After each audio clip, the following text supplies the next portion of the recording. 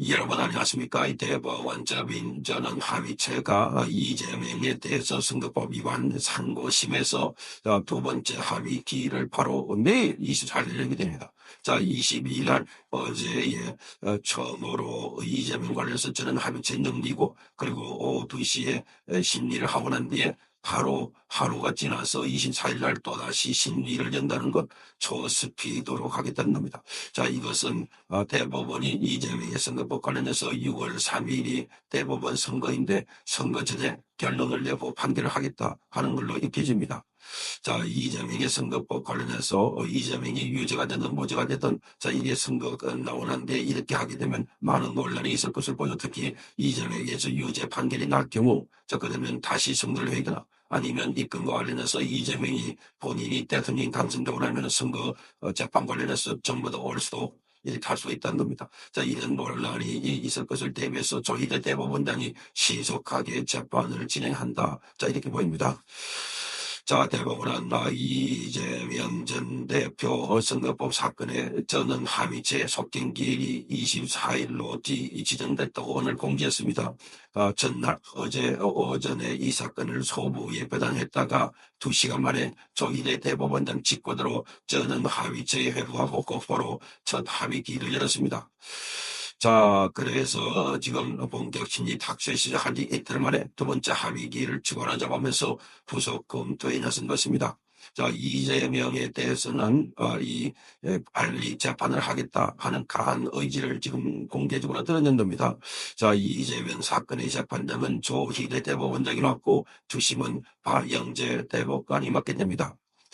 자, 이 지금 법원 조직법과 그리고 대법원 내부를 보면 중대한 공공의 이해관계에 관련이 있거나 또는 국민적 관심이 높은 사건의 경우는 소부가 아닌 대법원 전원이 참여하는 전원 합의체에서 심리하도록 규정이 되어 있습니다. 자, 선거관리위원장인 노태학 대법관은 선거법 사건이라는 이유로 스스로 회피해서 지금 조희대 대법원장을 비롯해서 대법관 12명이 재판에 참여하게 됩니다. 자, 12명 가운데 지금 좌편향 또는 진보라고 불리는 사람은 이형구 그리고 오경미 두 사람입니다. 나머지 10사람은 다 이 윤석열 대통령이 임명했거나 아니면 한도수 대인이 임명한 사람 포함해서 두 사람, 10명입니다. 10명. 그러니까 한도수 대인이 임명해서 한 사람을 포함해서 윤석열 대통령이 임명한 사람 9명도 모두, 지금 여기는 12명 중에 10명이 중도 보수고, 좌파 또는 진보로 불리는 사람은 이형구와 오경미다. 이렇게 보입니다. 자, 그러면 이 사건의 재판을 왜 이렇게 서두른가? 자, 원래 이 사건이 아까 말씀드린 것처럼 늦게 될 경우에 그런 여러 가지 법적 논란과 사회적 갈등과 그리고 이 사법부에 대한 불신이 계속 쌓여올 겁니다. 자, 그래서 4월 원래 6월 26일 날 633 원칙에 따라서 이 사건에 대해서는 대법원에서 변론이 나와야 되는데 그런데 이 사건 자체가 이재명은 항소심에서 이겼기 때문에 이재명은 상고할 권리가 없는 겁니다. 그래서 법원에서 지금 이 사건 관련해서 검찰이 그 재판 끝나자마자 상고심 판결이 나자마자 그 다음날 바로 상고를 했고 그 과정에서 법원과 그리고 검찰 또는 이 대법원에서 신속하게 진행해서 그동안 한 2달 이상 걸릴 걸 한 4주 만에 다 끝내버렸습니다. 절차를.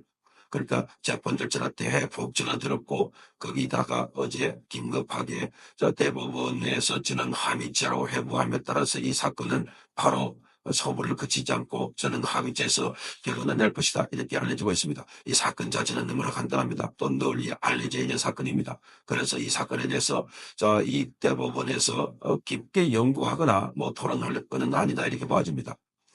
자, 그래서 지금 보통 저는 합의체에서는 심리를 할 때 한 달에 한 번 정도 이런 걸로 되어 있는데 벌써 이틀 만에 하나 또 열리는 겁니다. 그래서 이 사건은 5월 21일, 5월 12일이 이제 이 후보 등록 마감인데 후보 등록 마감 전에 선고를 할 것이다 하는 관측이 나오고 있습니다. 그래서 후보 등록 전에 이재명이 만약에 무죄를 선고받으면 편안한 마음으로 선거에 임할 수 있고 그런데 후보 등록 전에 판결을 해서 유죄가 되면 이재명은 출마하지 못하게 되고 그래서 다른 후보가 민주당 등록할 수 있다 이렇게 봅니다.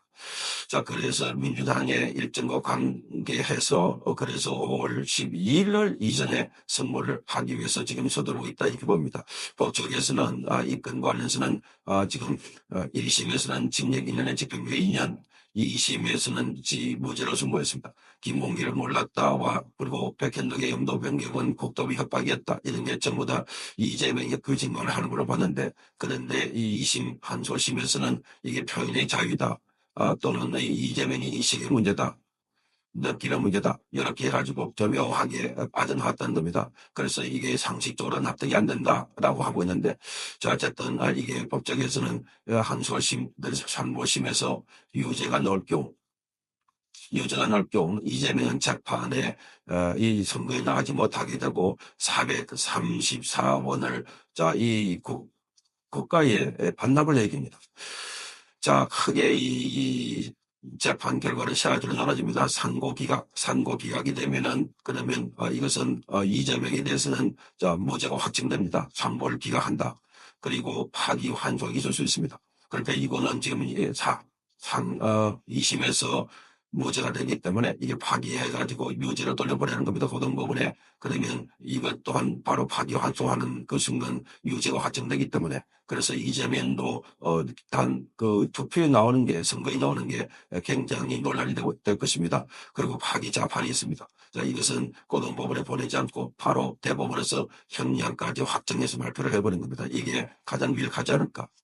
파기 재판, 원래 이 제도가 있는데 우리나라는 잘 쓰지 않고 있지만, 그러나 이 나라 일본에는 54% 정도 된다고 봅니다. 그러니까 고등법원에 굳이 보내지 않고 대법원에서 확정할 수 있는데, 그래서 대법원이 지금 12명이나 되기 때문에 여기에 이 형량 자체에 대해서도 다시 모아가지고 최종 결정을 해서 판결을 한다는 겁니다.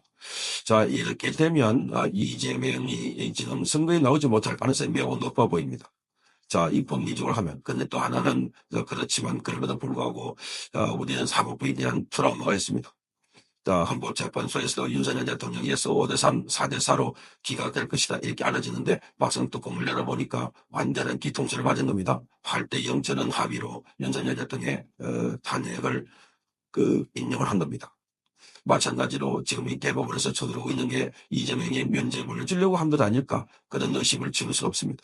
근데 법정에서는 이번 사건은 빨리 할 것이다. 그리고 신속하게 할 것이다. 그런데 빨리 신속하게는 기본적으로 전제가 되는 게, 이 사건은 복잡한 것이 아니기 때문에 1심에서 징역 1년과 집행유예 2년 이게 맞다는 겁니다.